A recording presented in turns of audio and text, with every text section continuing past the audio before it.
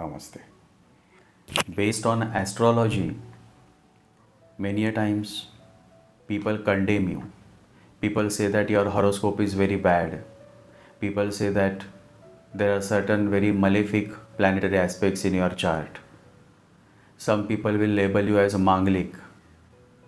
Basically, because of astrology and because of certain astrologers, you become a figure who is totally condemned. And then you start wondering that whether my horoscope is really so bad. Yesterday, a young man came with this kind of question, that am I so bad? And that question touched my heart.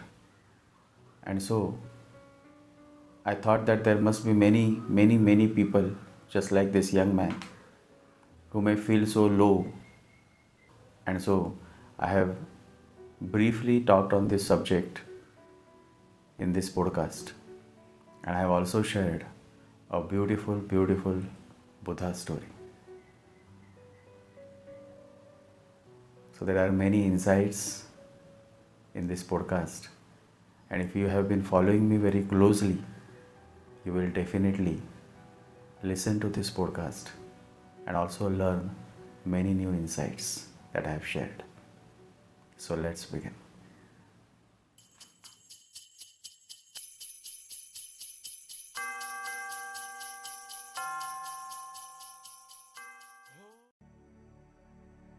Yesterday, a young man asked a question that my horoscope is bad.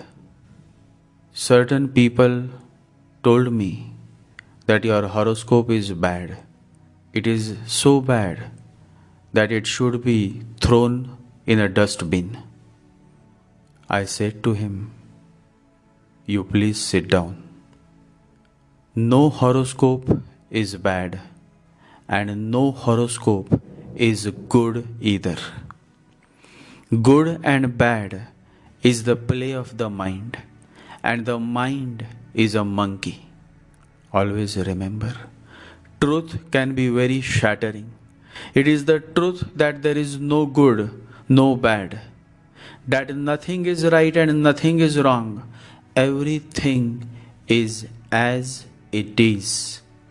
All condemnation and division is futile.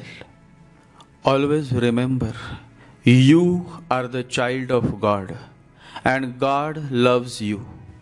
I can understand how you would have felt when you were humiliated by people who said that your birth chart, your horoscope is bad, very bad.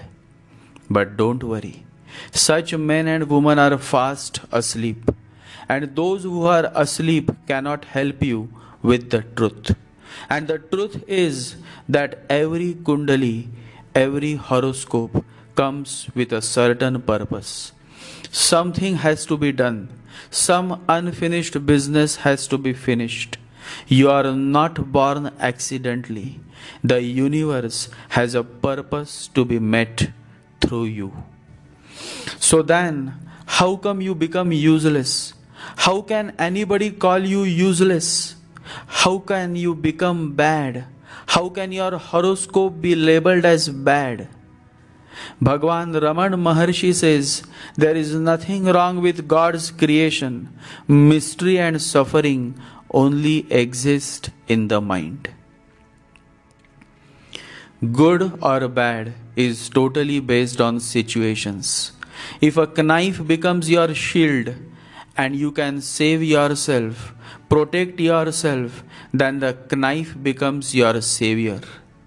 And if the knife is used to harm you, then the same knife becomes your killer.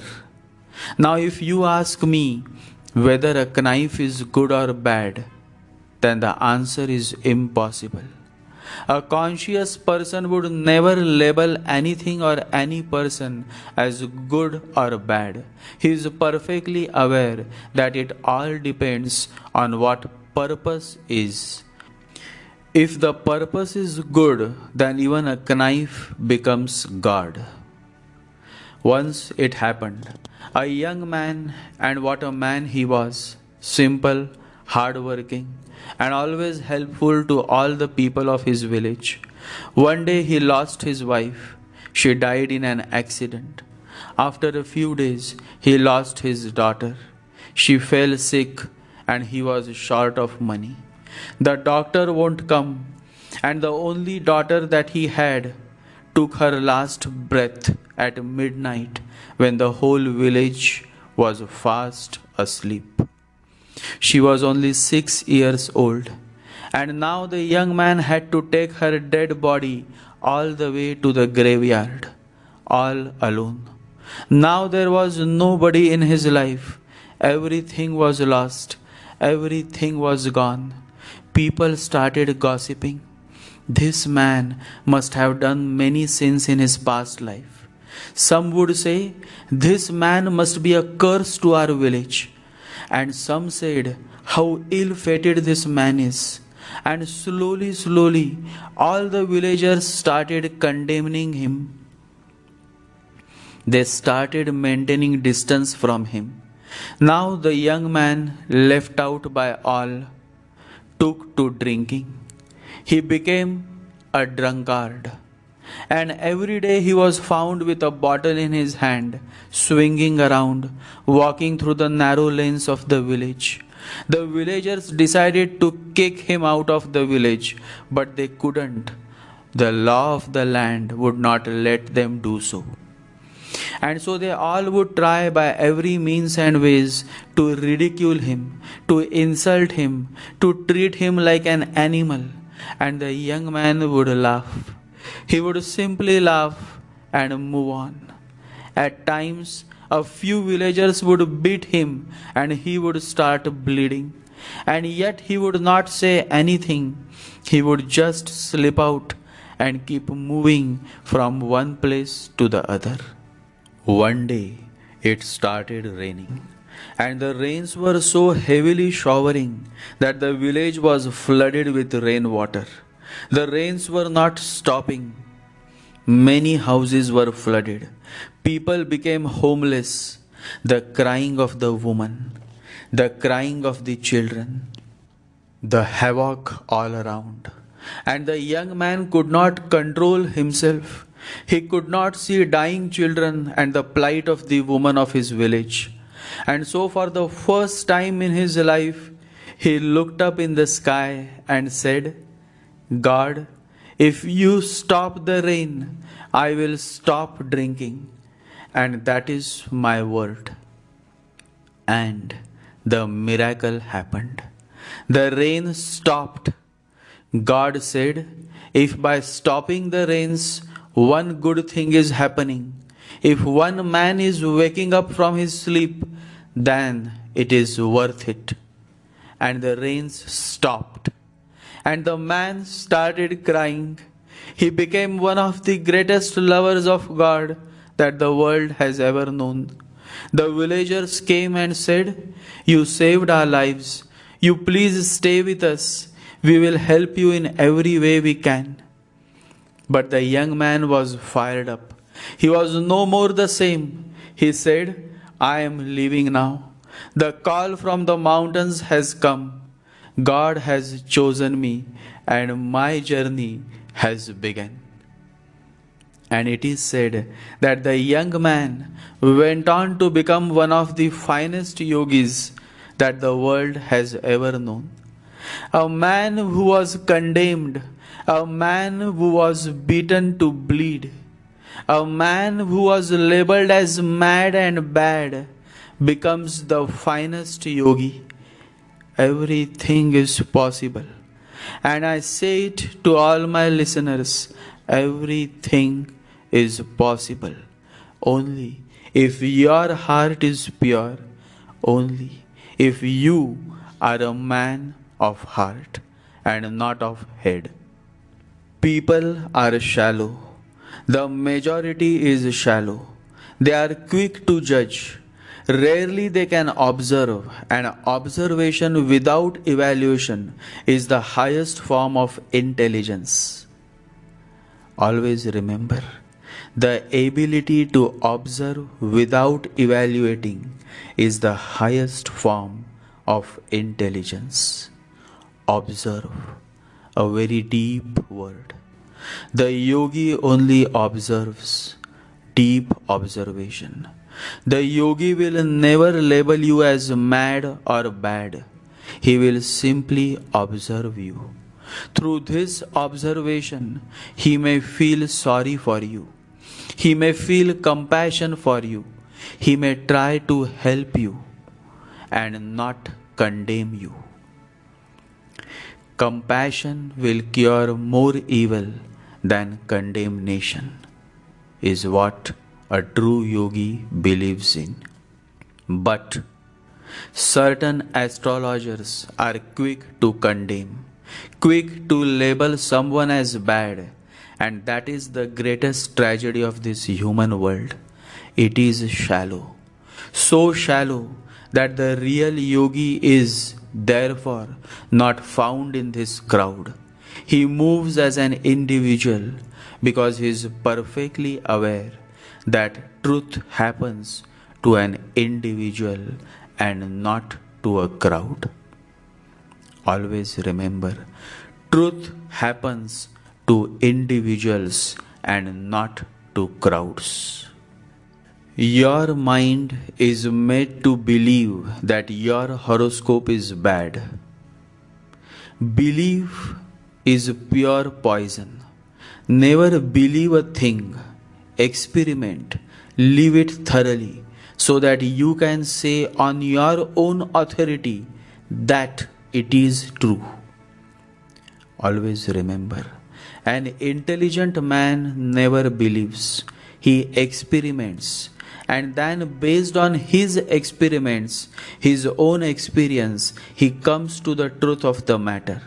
It is his experiences that makes him a real man, an individual who never believes but always experiments and enriches his life with experiences. Belief is disastrous because it closes your mind. Once you believe that cutting your hair on a certain day is bad, then no matter what, you will never cut your hair on that specific day. Now there is no proof of anything bad happening. But just because you have come to believe, you have simply closed your mind. Now even if Jesus comes, Krishna comes, Buddha comes, Mahavira comes, nobody could convince you because you have simply closed your mind by believing that hair should not be cut on a certain day, else God will get angry at you. Now what God has to do with what you do with your hair? There are millions and millions of people on this planet, and God certainly has much better things to do than to watch who is cutting his hair when. But people fall for beliefs, and that is how they go on missing the many opportunities that God brings on. It is necessary to note that if you have a belief and you come against an experience which the belief says is not possible, or the experience is such that you have to drop the belief, what are you going to choose? The belief or the experience? The tendency of the mind is to choose the belief and to forget about the experience. That's how you have been missing many opportunities when God has knocked at your door. There are women who are approached by men who are simply awesome, and yet the women go on rejecting them because they are manglik, meaning they are having a very strong Mars. There are men who are approached by beautiful, well-cultured women, and yet they go on rejecting because they belong to different community. And marriage with somebody who is outside the community or caste is believed to bring miseries to the family. So you see, belief plays a major role in people's lives. They are well educated, but what they follow is belief and not experience. And that keeps them away from the truth, from love, from God. A young man was in love. It happens. Love happens at the most unexpected moment, and you can't help. You just can't. You cannot manage love. It is not politics. And so the young man fell in love, and what a beautiful woman she was. Her glow, her smile, her grace, her soft voice, her understanding. The young man could not stop himself from falling in love. He was a meditative man. He was aware that he is falling in love, but still he could not stop himself. Love is very powerful, more powerful than electricity.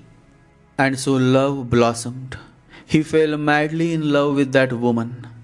Love is alchemist. You become what you love. And the woman was a strong believer of astrology. The young man also started believing in astrology. And then one day, something strange happened. The young woman came and she said, "We need to break up." The man was shocked. He said, "What happened? Did I do anything that made you upset? Please tell me. You are breaking my heart." The woman said, "There is nothing wrong with you. In fact, I have been dating with you for the last 10 months and you have been such a gentleman." "Then why are you breaking up?" asked the young man. And the woman said, "Because my astrologer has said that your horoscope is bad. And it is so bad that it should be thrown away in a dustbin." The man fainted. She had to call an ambulance, but that was the only day when she met him. She never met him again. Never. You see, she says you are a gentleman. You have been such a gentleman all the time we were together. Her experience says that the man is a real gem of a person, but it is her belief that overshadows the experience, the facts. The man went into a trauma for the next 6 months until he was finally out of it. It is a myth that it is only women who become victims of love and relationships. The majority is of men who suffer more than women. On this planet, there are more men who take pills at night to overcome their breakup trauma. Belief plays a major role, and not the experience. You can easily come out of the belief that your horoscope is bad only when you put aside the monkey mind and start turning inward. Just look inward and you become aware of the truth. Then you don't ask for beliefs. Blind people believe in light. Those who have turned inward have the eyes and they don't need to believe in light. They simply see it. It is said that there was one blind man who believed that there is no light. And he was very good at logic. He was a very logical person. And the villagers were fed up of him because he would argue that to experience light, either he has to feel the light, smell the light, or touch the light. Now light has no smell and you cannot feel the light. Neither can you touch the light. And so the blind man would laugh at them and say, "There is no such thing as light. You all are blind like me and you all are just fooling me. There is no light." The villagers had no answer. But one day Buddha was passing by. And the villagers thought that now the moment has come. Only Buddha can answer this blind man. And so they took the blind man to Buddha. They said, "This blind man is a logical man. And through his logic, he has been denying the fact that there is light in this world. Now only you can help us. Please help us." Buddha said, The blind man is right, and you all are wrong. What he needs is eyes to see and not arguments. You have come to the wrong person. He needs a physician. Please take him to a good physician. The villagers asked, "Do you know any good physician? Because we don't have anybody in our village who can cure this man's eyes." Buddha said, "You can take him to my personal physician." A great king had provided a personal physician to follow Buddha, just so that he can take care of Buddha's body. And so the blind man was brought to Buddha's physician, and Buddha left the village. After a few months, the blind man's eyes were cured. It was not that he had lost his eyes, it was just some severe infection that had brought a certain blindness to his eyes. And now his eyes were cured. The blind man was no more blind. His joy knew no bounds. The first thing he did was to ask, "Where is Buddha? Where is the man who has given back my eyes? I want to meet him. Please tell me, where is Buddha? Where is the master?" Nobody could give him the address of Buddha, because Buddha never lived at one place for more than a month. And so they just showed him the road through which Buddha had walked. That was the only time when they had seen the Buddha walking out of their village. And the man took to the path of Buddha. He searched and searched, and he would ask everybody at every village, every town, "Did you see my master? Did you see the Buddha?" And people would just show him the way. They would say, "That was the road we had seen him walking." For many days and weeks, the man searched until one day, while walking through a forest, he dropped down. He was thirsty, and somebody came from behind. Somebody came from behind and said, "Take some water. You must be thirsty." And the voice moved the man's heart. He remembered the voice. It was of Buddha. The same conviction, the same depth, the same love, the same care. The man turned around, and his eyes were filled with tears. He started crying. He couldn't control himself. Looking at the Buddha, he said, "Master, oh Master, I have been searching for you. Look at my eyes. They are yours.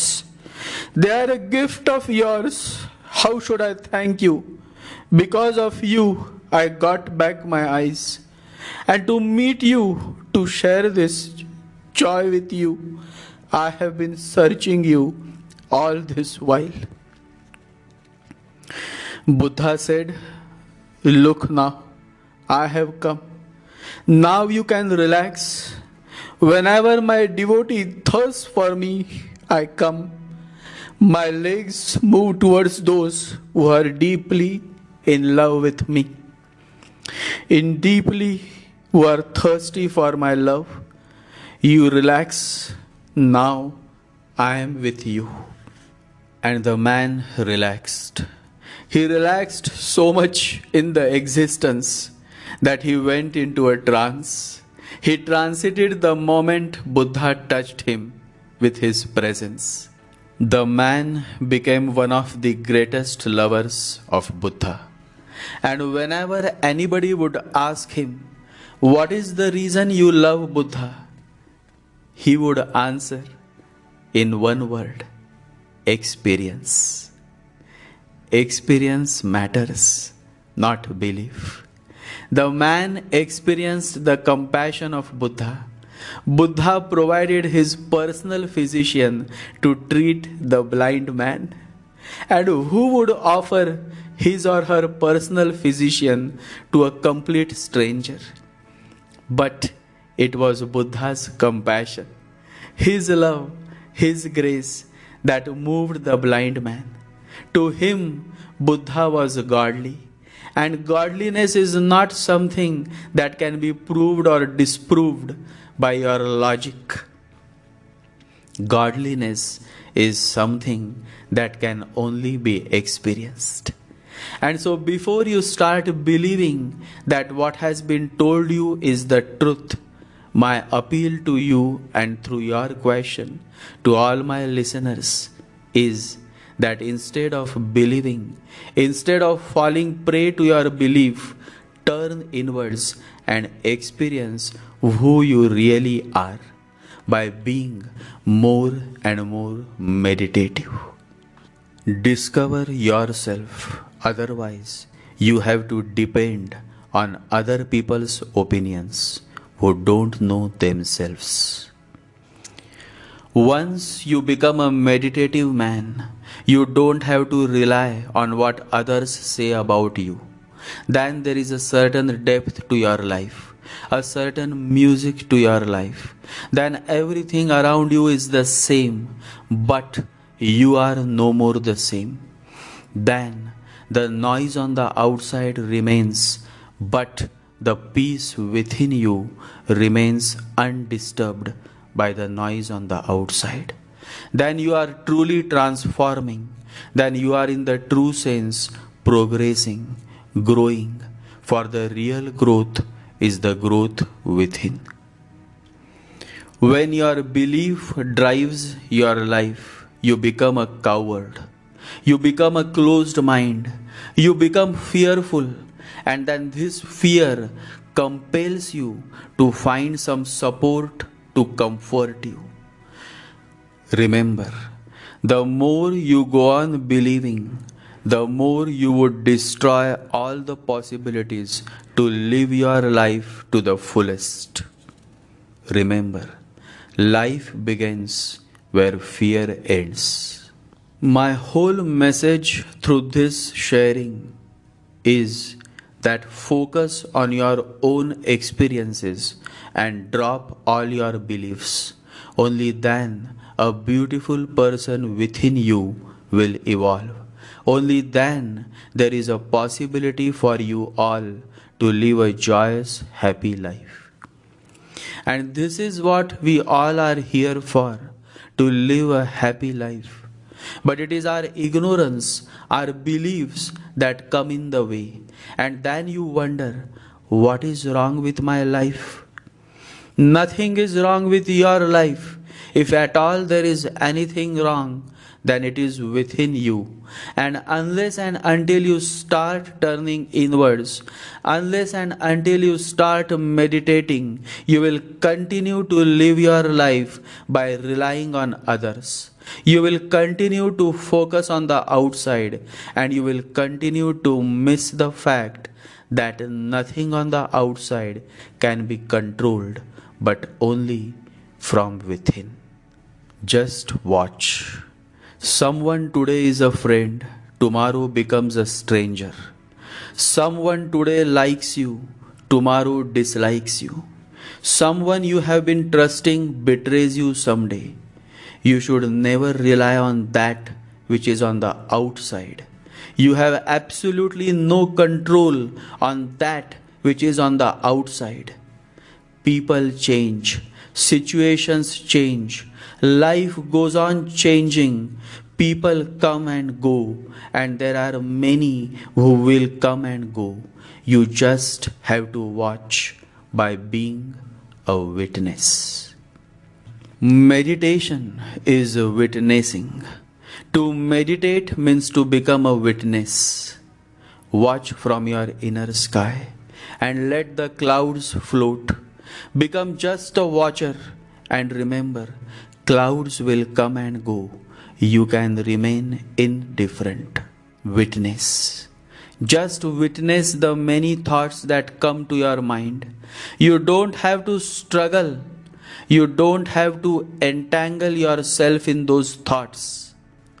You don't have to entertain any of those thoughts.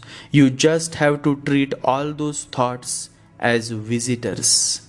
And visitors should not be served with tea or coffee. And so never entertain the thoughts when you meditate.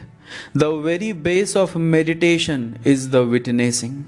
The more you become a witness, the more you will be able to focus on the self without getting distracted by the thoughts.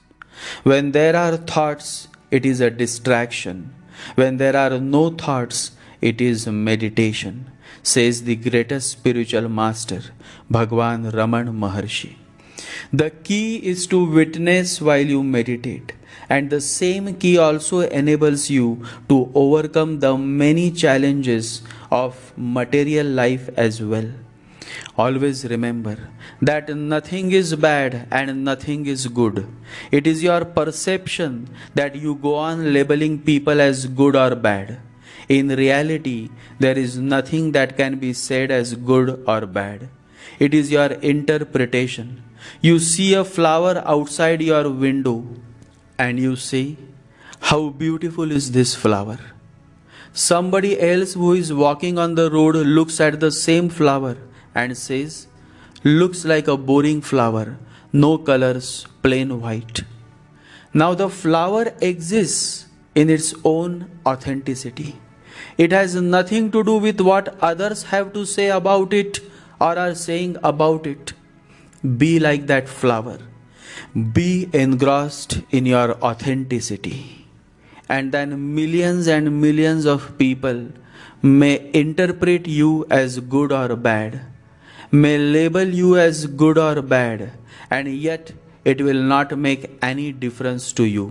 You will become a dance, dancing in the breeze, just the way the flowers dance and swing in the breeze. Be a flower, be a dance. Let the belief drop out. Let your experience become your guide. And then the whole universe will be available to you. Then nobody can disturb you. Then you no more remain a limited version. You become unlimited version. Then you start resonating with the higher realms of consciousness. Then you get the wings to fly. And then there is no looking back. The sky is clear and you are ready to fly. Meditate every day. Drop your belief and embrace your experience. Jai Sri Ganesha, Jai Guru.